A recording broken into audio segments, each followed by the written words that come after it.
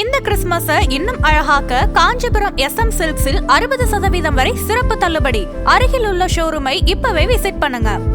உச்சத்தை தொட்ட தங்க விலை, மீட்க முடியாத அடகு நகையை விற்பதற்கு இதுவே சரியான நேரம். இனியும் யோசிக்காதீங்க. உங்க தங்க நகைய அதிக விலைக்கு விற்க சிறந்த வழி பிரைம் கோல்ட் ஹப் 9840551787. ஆஹா, no compromise. உங்க சைடுலயும் எங்க சைடுலயும். It's a GT promise. GT Holidays, South India's #1 travel brand. Card கொடுத்தது, அதுவும் ஒரு சீசன்ல 2 பேருக்கு கொடுத்தது இதான் ஃபர்ஸ்ட் டைம் நான் நினைக்கிறேன். நியாயம் நினைக்கிறேன். ஆமா, நியாயம் தாங்க.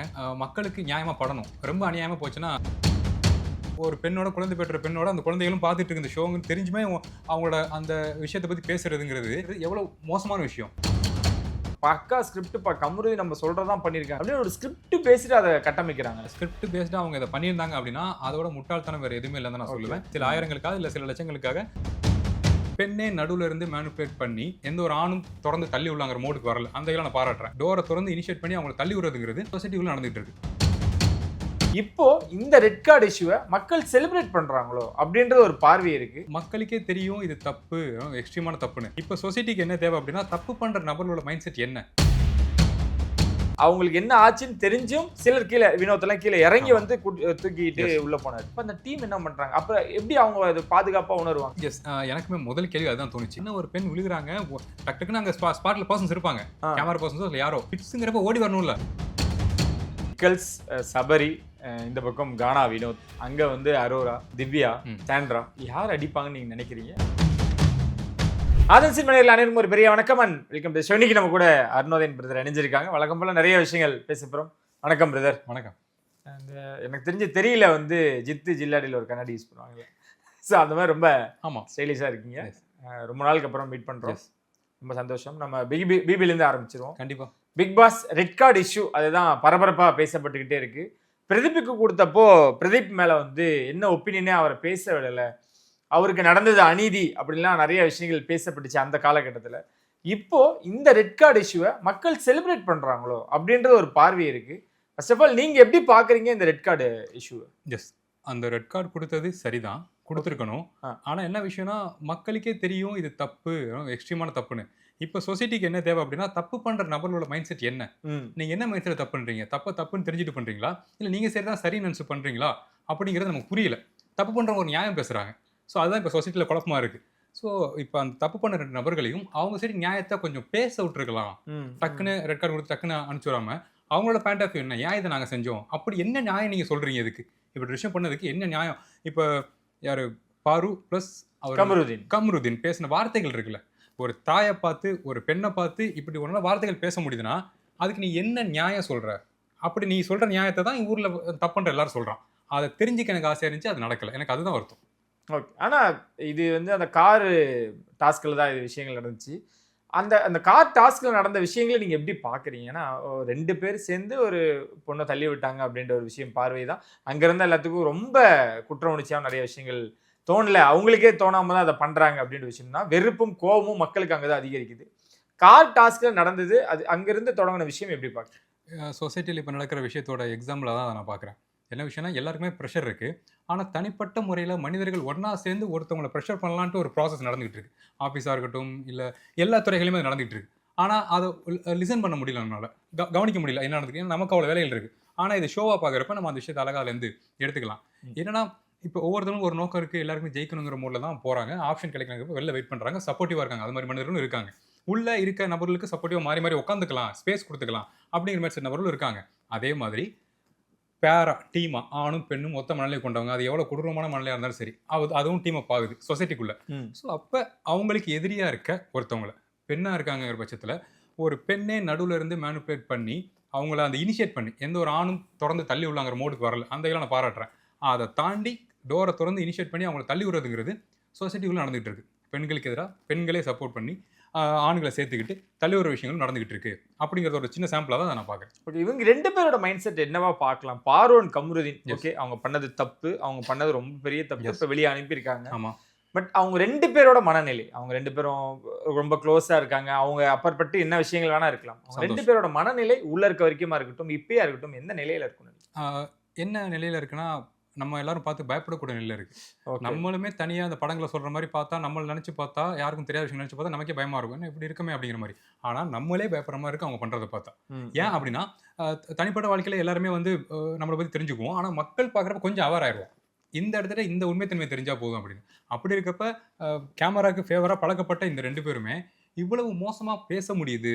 ஆடியோ வீடியோ ரெக்கார்ட் ஆகிட்டு இருக்கு, டிஜிட்டலாக இருக்கு, உலகம் முழுக்க பார்க்குது, லைவ் போயிட்டு இருக்குங்கிறப்ப கமருதீன் அப்படிங்கிற ஒரு நபரால் ஒரு பெண்ணோட குழந்தை பெற்ற பெண்ணோட அந்த குழந்தைகளும் பார்த்துட்டு இருக்கு இந்த ஷோன்னு தெரிஞ்சுமே அவங்களோட அந்த விஷயத்தை பற்றி பேசுறதுங்கிறது, குழந்தை பெறுதல் ப்ராசஸ் பற்றி பேசுறதுங்கிறது எவ்வளோ மோசமான விஷயம். அப்படி பேசுகிற மைண்ட் செட்டில் ஆண்களும் இருக்காங்க, பெண்களும் இருக்காங்க. இவங்க 2 பேரும் அதை தான் சொல்கிறாங்க, இருக்காங்க. ஓகே, இந்த குரூப்பிசம் அப்படின்னே வச்சு நம்ம 2 பேர் சேர்ந்து பண்ணக்கூடிய விஷயங்கள் தான். நாங்கள் எடுத்தது கரெக்டு.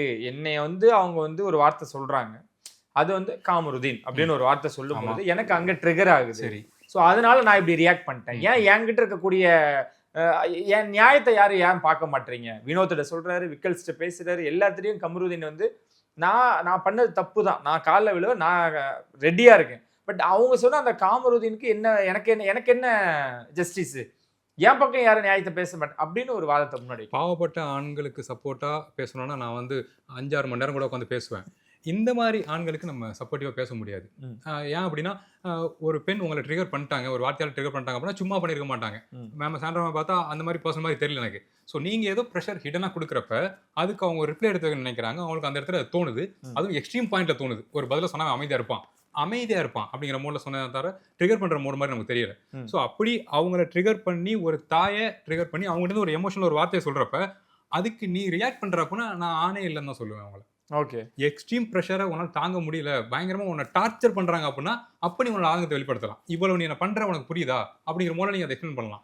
ஆனா நீங்க ஒரு விஷயத்தை ட்ரிகர் பண்ணிட்டு அதுக்கு ஆப்போசிட்டா உட்காந்து இவ்வளவு மிக மோசமா ஒரு பெண்ணு கூட உட்காந்து உன்னால டீல் பண்ண முடியுது, பேச முடியுது, ஈவன் அதை தாண்டி உன்னால் நியாயப்படுத்த முடியுது அந்த விஷயத்த அப்படின்னா அவர் ஆனே இல்லை அப்படின்னு தான் நான் சொல்லுவேன். வழக்கமா நிறைய பிக் பாஸ் வந்து நிறைய விஷயங்கள் பேசியிருக்கோம். வனிதா அவங்களோட முதற்கொண்டு அவங்க பேசினோம், அவங்களும் இப்படிதான் உண்மையை பட்டுன்னு உடைச்சிருவாங்க. அவங்களுக்கு பிடிக்கலன்னா அதை நேரடியாகவும் சொல்லுவாங்க, அது வேற விதமாகவும் காட்டுவாங்க. அவங்களெல்லாம் விடவா இவங்க 2 பேரும் அவ்வளோ தூரம் பயமா இருக்குங்க. என்ன விஷயம்னா பீப்புளை பார்க்குறப்ப இந்த மாதிரி ஒரு கேரக்டர் நம்ம லைஃப்பில் பார்த்துருக்கோம்ல, இந்த மாதிரி கேரக்டர் கூட ட்ராவல் பண்ணலாம்ல, இந்த மாதிரி கேரக்டர் கூட ஸ்பெண்ட் பண்ணலாம்ல டைம் அப்படிங்கிற மாதிரியான கால்குலேஷன் தான் பீப்புள் பார்க்குறாங்க. ஆணும் பெண்ணும் ஏஜ் கேட்டகரியில் ஷோவை பார்க்குறாங்க. ஸோ அப்படி இருக்கப்ப கம்பேரிட்டிவ்லி நம்ம இது வரைக்கும் பிக் பாஸ் ஷோவில் குறை சொன்ன நபர்களை, மிக மோசமான நபர் சொன்ன நபர்கள் கூடலாம் நம்ம வந்து டைம் ஸ்பெண்ட் பண்ணிடலாம் போல, அவங்கள நம்பிடலாம் போல. ஆனால் இந்த மாதிரி மனிதர்கள் பார்க்குறப்ப தான் பயம் வருது. ஸோ இதை நான் எப்படி சொல்லணும்னா இந்த சொசைட்டியோட அப்கிரேட் தான் நான் சொல்லுவேன். ஒரு டெக்னாலஜி அப்கிரேடாக இருக்கட்டும், மனிதர்களோட பழகிற அப்கிரேடாக இருக்கட்டும், இது ஒரு அப்டேட்டாக நீங்கள் எடுத்துக்கங்க. இந்த மாதிரி மனிதர்கள் சொசைட்டிக்குள்ளே இருக்காங்க, கொஞ்சம் கவனமாக இருக்கிறதுக்கு இந்த சீசன் எனக்கு நம்ம நன்றி சொல்லணும். இந்த சீசனில் எவ்வளோ விஷயங்கள் இருக்குது. ஆனால் எனக்கு ஏன் ஸ்பாட்டில் அந்த டீம் ரியாக்ட் பண்ணல? இப்போ உள்ள இருக்க கண்டஸ்டன்ட் வந்து அந்த காரை விட்டு வெளியே வந்தாங்கன்னா அந்த கேமை விட்டு அவுட் அப்படின்ற ஒரு காரணத்துக்காக அவங்க வெளியே வராமல் இருக்கலாம். ஒருவேளை அவங்களுக்கு அவ்வளோ பெரிய ஆபத்தை இல்லை, ஓகே கீழே தள்ளி விட்டுருக்காங்க, இவங்ககிட்ட சண்டை போட்டுக்கிட்டு இருக்காங்க, அவங்களுக்கு என்ன ஆச்சுன்னு தெரிஞ்சும் சிலர் கீழே, வினோத்தெல்லாம் கீழே இறங்கி வந்து தூக்கிட்டு உள்ள போனார்.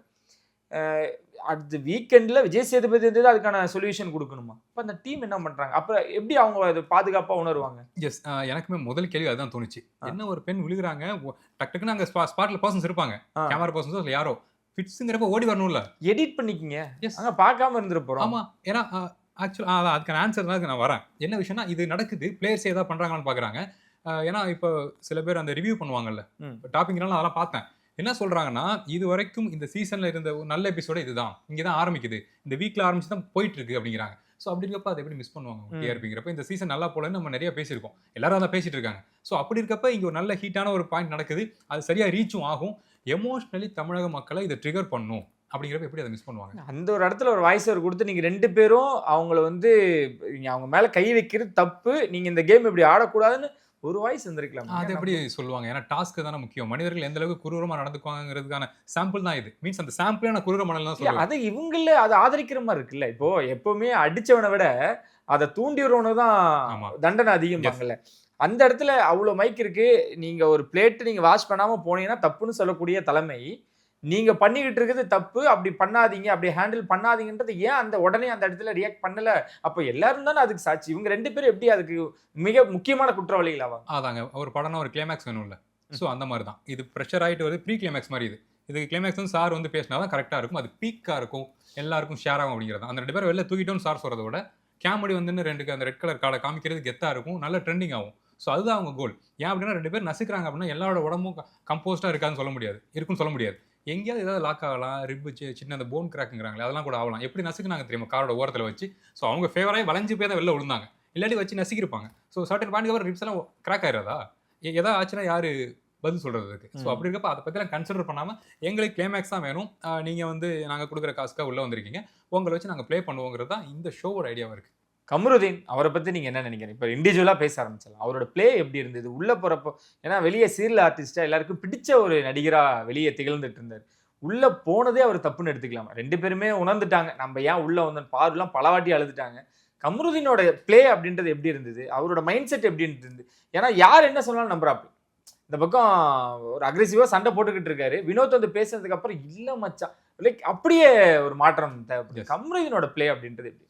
அதாங்க, இந்த பிக் பாஸ் அப்படிங்கிற ஷோக்குள்ளே போகிறதுக்கு மட்டும் நம்ம யோசிச்சுக்கணும், நம்ம எப்படி காட்ட போகிறோம், அவங்க கொடுக்குற ப்ரெஷருக்கு நம்மளால் ப்ளே பண்ண முடியுமா, ஷோவில் ஒரு ஐடியாலஜி இருக்கும், பீப்புள்கிட்ட ஒரு ஐடியாலஜி இருக்கும், 2 பேரும் அப்ளை பண்ண போகிறாங்க, இது 24/7 மக்கள் பார்க்க போகிறாங்க, மக்களோட பார்வையும் தொடர்ச்சியாக மாறிக்கிட்டே வரும், அதை நம்மளால் மெயின்டைன் பண்ண முடியுமா, அதுக்கான ஐக்யூ லெவல் இருக்கா நமக்கு, நம்மளால் பேலன்ஸ் பண்ண முடியுமான்னு யோசிச்சுட்டு தான் போகணும். அவர் யோசிக்காம வந்துட்டார் தான் நான் சொல்லுவேன்.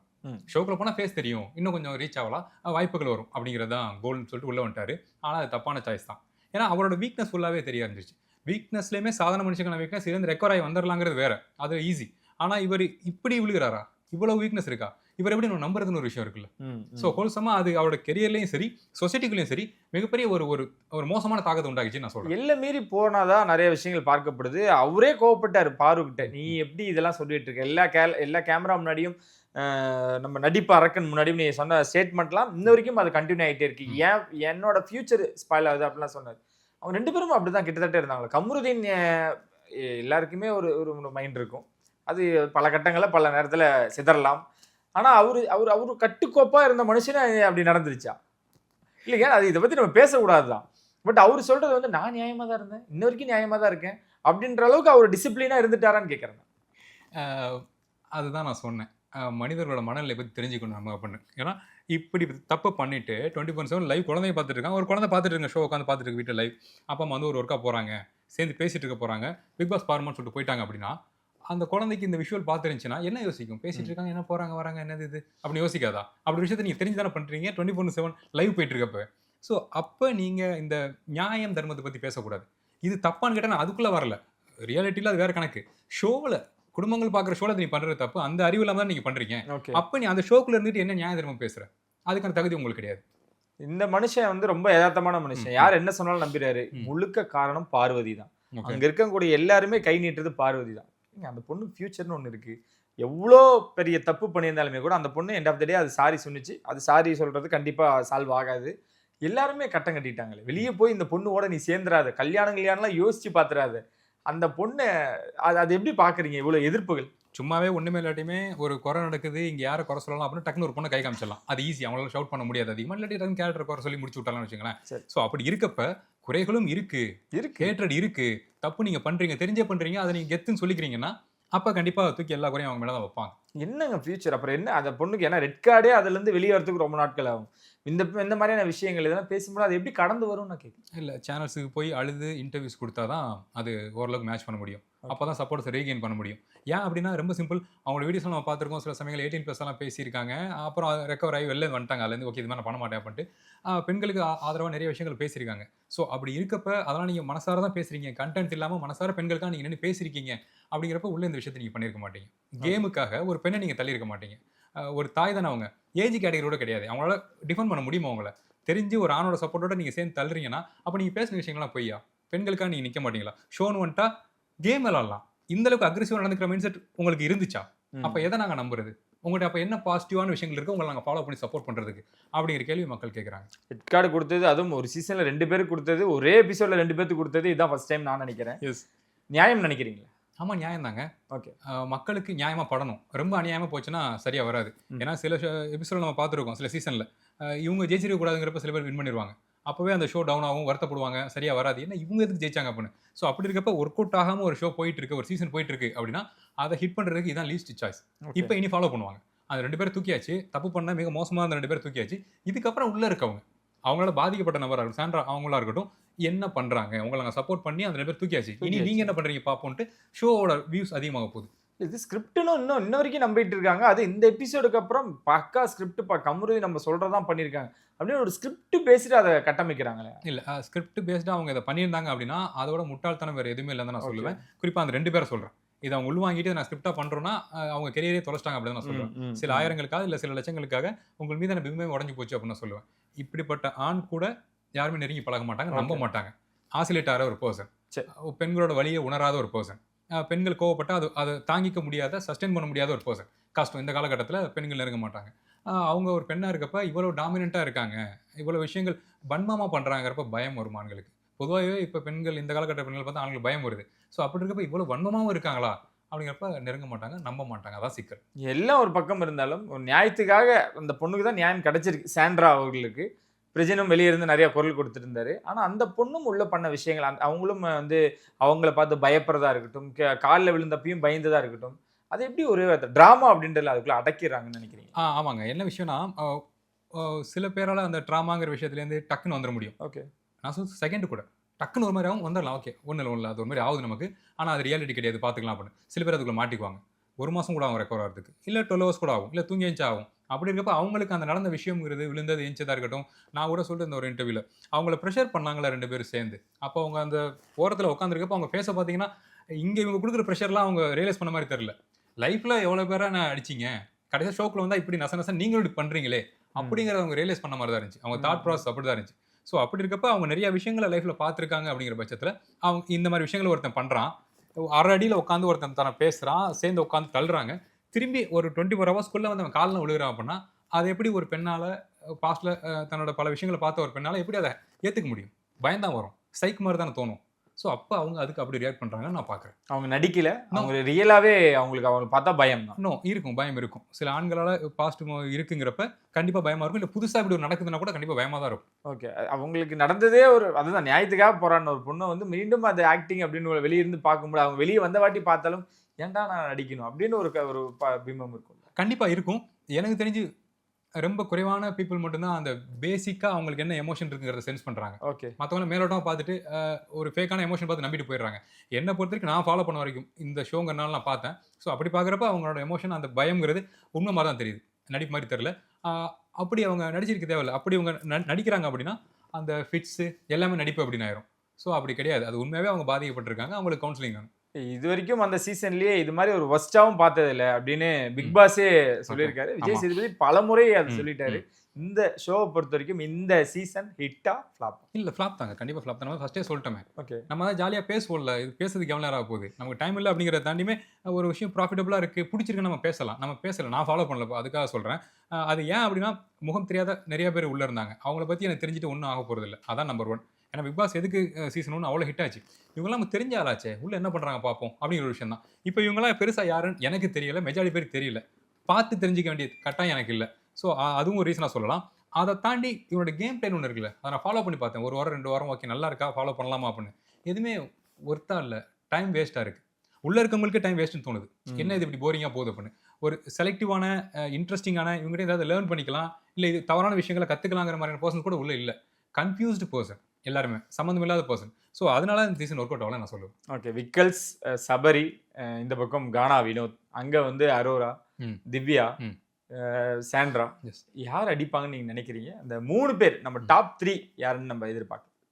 விக்கல்ஸ் அவர் மேலே ஒரு பார்வை இருக்குது. ஓகே, அவரால் பண்ண முடியும். ஆனால் கோவப்படுறாரு, ஆதங்கப்படுறாரு, எமோஷனாக அன்றைக்கி வார்த்தைகள் நிறைய பேசினார் அந்த ஷோவில் பார்த்தேன். ஆமாம், நானும் பவர் தாண்டாங்கிற மாதிரி நிறைய பேசினார். நல்ல விஷயம், கோவப்படுறாரு, ஒரு நியாயத்துக்காக கோவப்படுறாருங்கிறப்ப அது ஓகே தானே, அப்ளிகபிள் தானே, அந்த நல்ல மனசு உள்ளே இருக்குது. ஸோ அதை மக்கள் கவனிப்பாங்க.